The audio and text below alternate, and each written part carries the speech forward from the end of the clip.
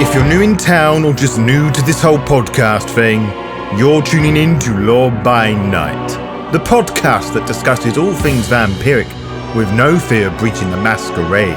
In this episode, we're boarding the Midnight Express, the nightly train that runs through the Underworld in Wraith the Oblivion.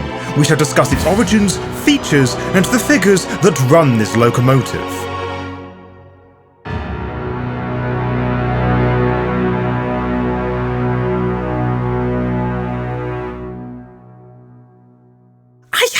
Hey dear explorer, how impressed I am with your commitment to these sessions. Most within the Phoenix Institute would have stopped coming to my optional seminars and just carried on with the ghost hunting, but that is just fine. Everyone here has different purposes and motivations, and I can respect that wholeheartedly, even if I wish more of just as diligent as you.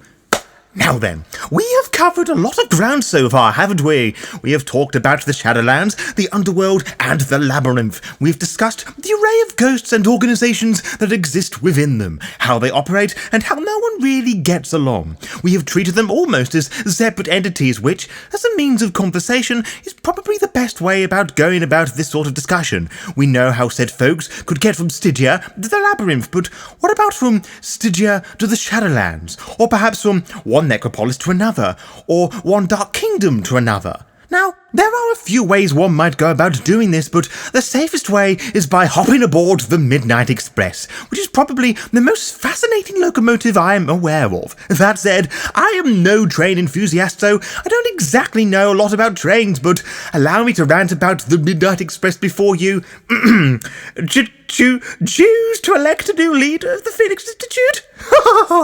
Just so that one doesn't make any sort of assumptions, the Midnight Express is a nightly train that runs through the Shadowlands, the Tempest, and Stygia. It stops at dozens of necropoli before plunging deeper into the Underworld. It is the surest and safest route from the Shadowlands to the heart of the Underworld and back, mostly because it is run by Ferrymen who, much like the Midnight Express itself, are generally free from the political machinations of the hierarchy. The Midnight Express was conceptualized by a council of Ferrymen, led by a British wraith by the name of Nicholas, as another means of taking wraiths from across to the world of Stygia, but it actually became more a neutral ground for wraiths to discuss business, a safe haven as it were. Many of the Ferrymen lost interest in the train as a means of discussing transcendence, as the ghostly passengers didn't really care for it. Nicholas still has some hope, allegedly.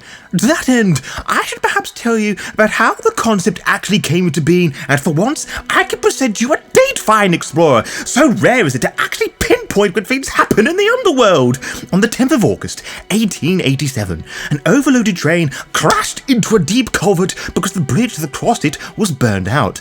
Ironically, set fires were meant to prevent such an incident from occurring, but it had not all burned out. The resulting flames spread to the bridge spanning the small culvert.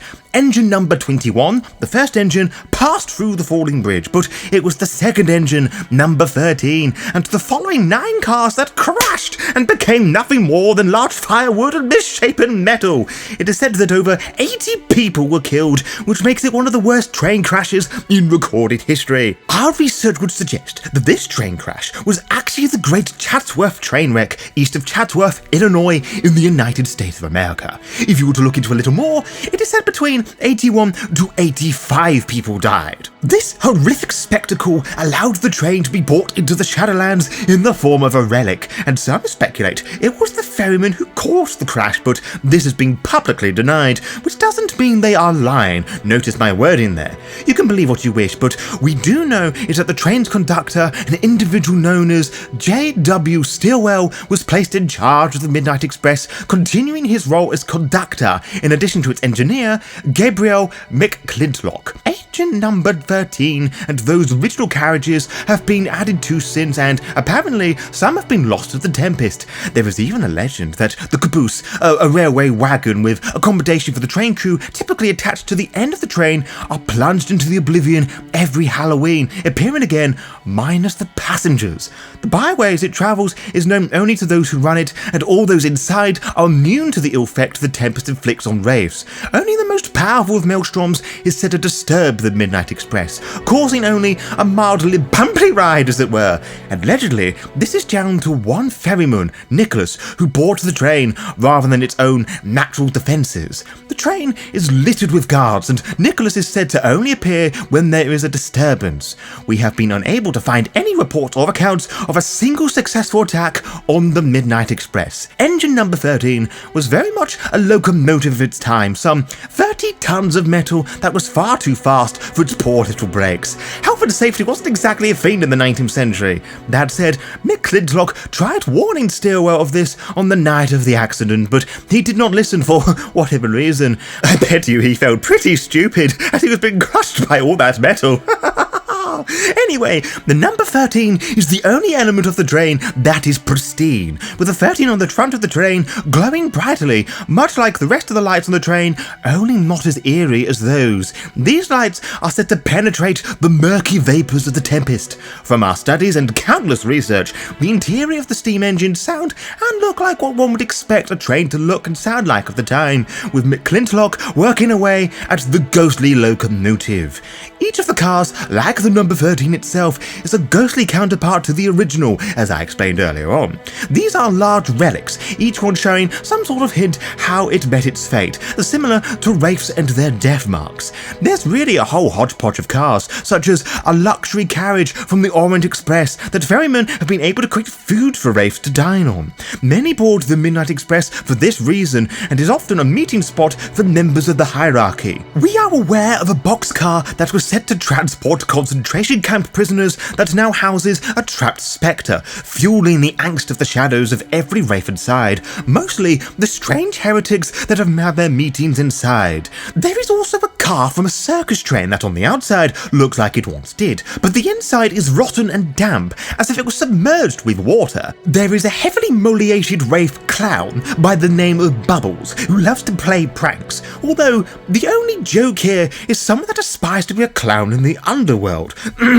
Petty stabs aside, you would be mistaken to think that everyone is hunky-dory with such a handy method of transportation. Alas, this is not the case. Whilst the renegades and heretics mostly support the existence of the Midnight Express, despite some squabbling amongst some cults within the heretics, the hierarchy and Death Lords strongly oppose the Midnight Express, given its ease of access to any citadel and Stygia itself. They would love to see the train reach the end of the line, but they do not know how to do it without receiving a full onslaught of the ferrymen, which gives you a little idea how the power they, the ferrymen, wield. Many, of course, use the train regularly, as previously stated, but many prefer using the Midnight Express over their own trains, which are targets for spectres, which makes the Midnight Express a safer and cheaper option overall. The train has never been successfully hijacked and is never late. I know that sounds too good to be true, but it is no secret amongst groups like ours. The Midnight Express arrives at each of its stops at exactly midnight within a given time zone and departs at exactly 12:03 a.m. If there is more than one stop in a time zone such as Kentucky and Arizona, it manages to stop at both of them anyway at the same time. At each station, only one car is accessible for boarding and disembarking. The other cars can be seen, but only faintly, as though they barely existed. As long as a wraith is on the platform at midnight, they'll be allowed on board. J.W. Stilwell, the conductor, greets every passenger only after they have boarded the train and are underway again. He will do his rounds, making inquiries regarding the destination, and directs them to the appropriate carriage for disembarking. It's totally free to board the train unless you wish to make specific arrangements like sleeping compartments, sitting in first class, or making a stop request. Such requests require a small fine, which I believe is said to be 2/4 obeli, which, as a reminder, is the standard currency in the underworld. Your face, Explorer, it's priceless! Such a strange entity the Midnight Express is. A curious, neutral setting, nearly impervious to the might of the Tempest, with no real rhyme or reason to do so. Because I have my doubts that a few ferrymen could actually protect an entire locomotive. The casual desire to be a wraith for a day, just to ride upon that unusual train, rubbing shoulders with factions, pretending they don't hate each other, to be on a train that somehow knows where it is going, even if those locations it has never previously visited. But remember how I spoke of the Ferrymen's original concept for the train? How it was essentially a modernization of their goals of educating transcendence? What do they do with that now? Well, the train serves two purposes. They watch and guide those towards transcendence, as well as keeping watchful eyes over the factions who travel aboard the Midnight Express. Much of what they know of the factions comes from the innocent eavesdropping, which really puts an interesting spin on their alleged detachment from the politics of Stygia, doesn't it? To be kept updated, follow the Law by Night VTM Twitter and Instagram pages to find out when we will upload each episode. You can also find out by subscribing to the YouTube channel and clicking on the little bell, as you'll be immediately notified when the latest episode is live. Until next time, farewell.